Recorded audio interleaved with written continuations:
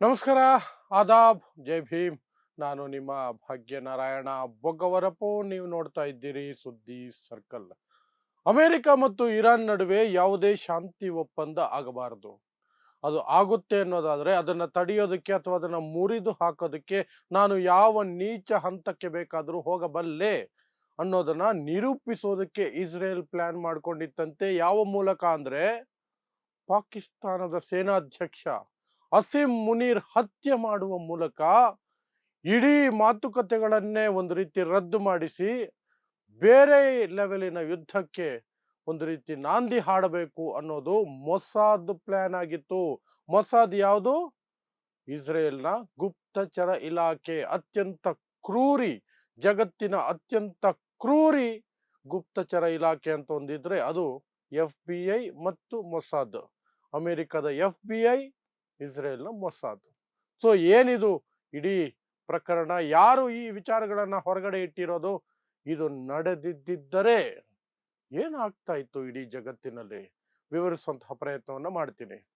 So ನಿಮಗೆ ಗೊತ್ತಿದೆ, ಸುಮಾರು 40 ದಿನಗಳ ಯುದ್ಧದ ನಂತರ ಅಮೆರಿಕ ಸೋತು ಸುಣ್ಣ ಆಗಿ ಪಾಕಿಸ್ತಾನದ ಕಾಲಿಗೆ ಬಿದ್ದು ಇರಾನ್ ಅನ್ನ ಒಪ್ಪಿಸಿ ಅಂತ ಹೇಳಿ ಮಾತುಕತೆಗೆ ಕರೆಸ್ಕೊಂಡು ಅಮೆರಿಕ ತಾನಾಗಿ ತಾನೇ ಒಂದು ಯುದ್ಧ ವಿರಾಮವನ್ನ ಘೋಷಣೆ ಮಾಡಿಕೊಡ್ತು. ಆ ನಂತರ ಮಾತುಕತೆಗಳಿಗೆ ಅಂತ ಡೇಟ್ ಫಿಕ್ಸ್ ಮಾಡ್ತು. ಆ ಡೇಟ್ ಅನ್ನ ಮೀರಿದ್ರು ಸಹ ಇರಾನ್ ವಿರುದ್ಧ ದೊಡ್ಡ ಮಟ್ಟದ ದಾಳಿಗಳಿಗೆ ಅಮೆರಿಕ ಮುಂದಾಗಲ್ಲ. ನಾವು ಯುದ್ಧ ವಿರಾಮವನ್ನ ಅನಿಶ್ಚಿತಾವಧಿ ಅವಧಿಗೆ ವಿಸ್ತರಿಸ್ತಾ ಇದ್ದೀವಿ, ಮಾತುಕತೆಗಳು ನಡೀತಾನೆ ಇರುತ್ತೆ ಒಪ್ಪಂದ ಆಗೋವರೆಗೂ ಅಂತ ಘೋಷಣೆ ಮಾಡಿಕೊಂಡ್ರು ಟ್ರಂಪ್.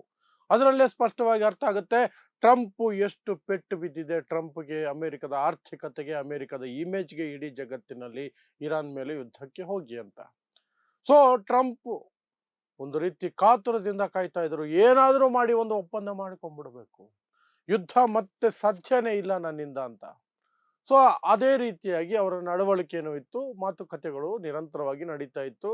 ಕಳೆದ ವಾರ ಕಳೆದ ವಾರ ಆಕ್ಚುಲಿ ಸಾರಿ ಕಳೆದ ವಾರ ಸ್ವಿಟ್ಜರ್ಲೆಂಡ್ನಲ್ಲಿ ಒಂದು ಒಪ್ಪಂದಕ್ಕೆ ಸಹಿ ಹಾಕಿದ್ದು ಆಯಿತು. ಪಾಕಿಸ್ತಾನ ಮತ್ತು ಕತಾರ್ ದೇಶಗಳ ಮಧ್ಯಸ್ಥಿಕೆಯಲ್ಲಿ ಆ ಮಾತುಕತೆಗಳು ಆಯಿತು. ಅವರ ಮಧ್ಯಸ್ಥಿಕೆಯಲ್ಲೇ ಒಪ್ಪಂದ ಆಯಿತು. ಆದರೆ ಈ ಶಾಂತಿ ಒಪ್ಪಂದ, ಅಮೆರಿಕ ಮತ್ತು ಇರಾನ್ ನಡುವಿನ ಶಾಂತಿ ಒಪ್ಪಂದ ಇಸ್ರೇಲ್ಗೆ ಇಷ್ಟ ಇಲ್ಲ. ಅದು ನಿರಂತರವಾಗಿ ಆ ಶಾಂತಿ ಮಾತುಕತೆಗಳನ್ನ ಡಿಸ್ಟರ್ಬ್ ಮಾಡುವ ಕಾರಣದಿಂದಲೇ ಲೆಬನಾನ್ ಮೇಲೆ ಮತ್ತೆ ಮತ್ತೆ ದಾಳಿ ಮಾಡ್ತಾ ಇತ್ತು. ಯಾಕಂದ್ರೆ ಲೆಬನಾನ್ ಮೇಲೆ ದಾಳಿ ಮಾಡಿದ್ರೆ ಇರಾನ್ ಸುಮ್ಮನೆ ಇರಲ್ಲ. ಯಾಕೆಂದ್ರೆ ಇರಾನ್ ಪೋಷಿತ ಹಿಜ್ಬುಲ್ಲಾ ಅಲ್ಲಿ ಇರುವಂತಹ ಹೋರಾಟಗಾರರು. ಹಾಗಾಗಿ ಹಿಜ್ಬುಲ್ಲಾ ಮೇಲೆ ಆಗುವ ಪ್ರತಿ ದಾಳಿಯನ್ನು ಸಹ ಇರಾನ್ ತನ್ನ ಮೇಲಾದ ದಾಳಿ ಅಂತಲೇ ಸ್ವೀಕರಿಸುತ್ತೆ.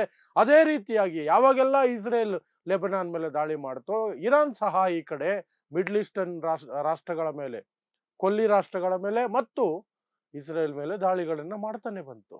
ಆದರೂ ಅಮೆರಿಕ ಏನೋ ಒಂದು ಮಾಡಿ ಇಸ್ರೇಲ್ ಅನ್ನ ಕೆಟ್ಟ ಕೊಳಕ ಭಾಷೆಯಲ್ಲಿ ಸ್ವತಃ ಟ್ರಂಪೇ ಬೈದು ಪದಗಳನ್ನು ಬಳಸಿ, ಫೋನ್ ಮಾಡಿ ಪದಗಳನ್ನು ಬಳಸಿ ನೆತನ್ಯಾಹುಗೆ ಉಗಿದು ಅದನ್ನ ಹತೋಟಿಯಲ್ಲಿಟ್ಟು ಇರಾನ್ ಜೊತೆ ಒಪ್ಪಂದ ಮಾಡಿಕೊಂಡ್ರು. ಆದರೆ ಕಡೆ ಕ್ಷಣದವರೆಗೂ ಇಸ್ರೇಲ್ ಹೋರಾಟ ನಡೆಸ್ಕೊಂಡೇ ಬರ್ತಿತ್ತು.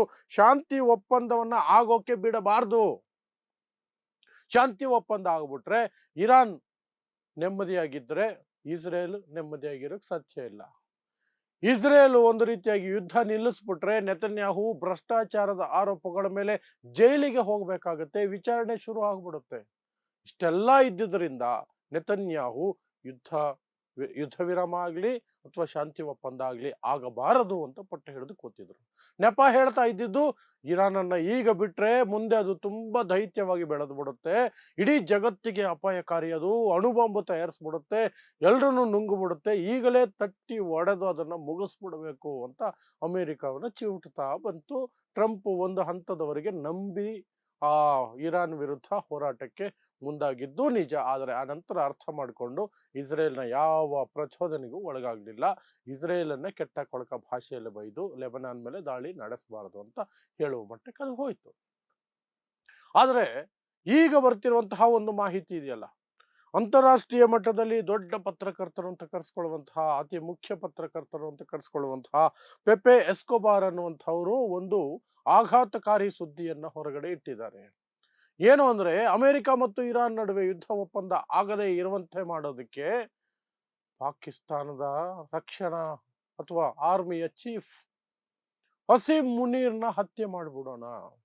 ಮೊಸಾದ್ ಮೂಲಕ, ಇಸ್ರೇಲ್ನ ಗುಪ್ತಚರ ಇಲಾಖೆ ಮೊಸಾದ್ ಮೂಲಕ ಅಸೀಂ ಮುನೀರನ್ನ ಹತ್ಯೆ ಮಾಡ್ಬಿಟ್ರೆ ಈ ಶಾಂತಿ ಮಾತುಕತೆಗಳು ಮುರಿದು ಬೀಳುತ್ತೆ.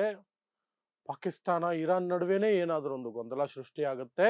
ಆ ನಂತರ ಇರಾನ್ ಸಹ ಟೆನ್ಷನ್ ಆಗಿ ಅಮೆರಿಕ ಮೇಲೆ ಮತ್ತು ಇಸ್ರೇಲ್ ಮೇಲೆ ದಾಳಿ ನಡೆಸುತ್ತೆ. ಆಗ ಮತ್ತೆ ಇರಾನ್ ಮೇಲೆ ಯುದ್ಧಕ್ಕೆ ಹೋಗಬಹುದು, ಇರಾನ್ ಅನ್ನ ಪೂರ್ತಿಯಾಗಿ ಮುಗಿಸಿಬಿಡಬಹುದು ಅನ್ನೋದು ಇಸ್ರೇಲ್ ಲೆಕ್ಕಾಚಾರ ಆಗಿತ್ತಂತೆ.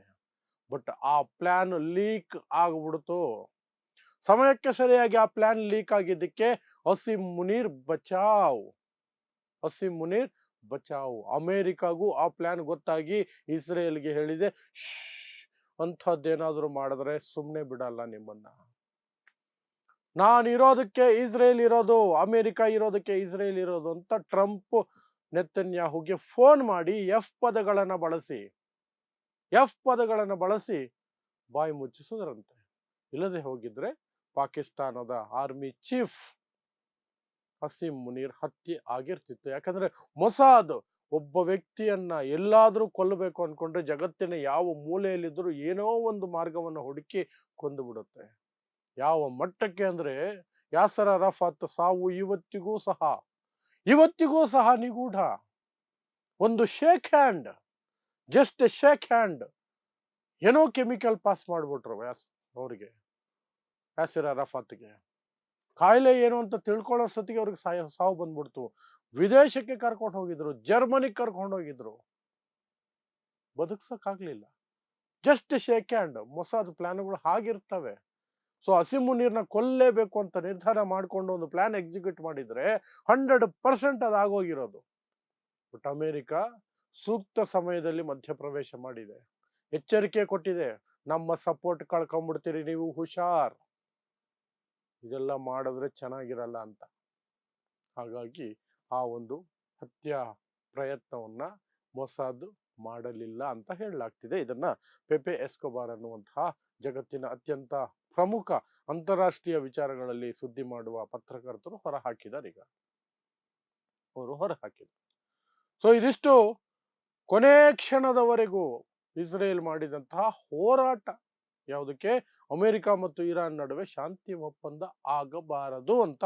ಅದರ ಭಾಗವಾಗಿ ಪಾಕಿಸ್ತಾನದ ಏನು ಆರ್ಮಿ ಚೀಫ್ ಇದ್ದಾರೆ ಅಸೀಂ ಮುನೀರ್, ಆತನನ್ನ ಕೊಂದು ಬಿಡೋಣ ಅನ್ನೋವರೆಗೂ ಸಹ ಪ್ಲಾನ್ಗಳು ಹೋಗಿತ್ತು ಅನ್ನೋದ್ರ ಬಗ್ಗೆ ಬಂದಿರುವಂತ ಮಾಹಿತಿ. ಸೊ ಇಂತಹದ್ದೇ ವಿಶೇಷ ಸುದ್ದಿಗಳಿಗಾಗಿ ನೋಡ್ತಾ ಇರಿ ಸುದ್ದಿ ಸರ್ಕಲ್. ನಾನು ನಿಮ್ಮ ಭಾಗ್ಯನಾರಾಯಣ ಬೊಗವರಪು.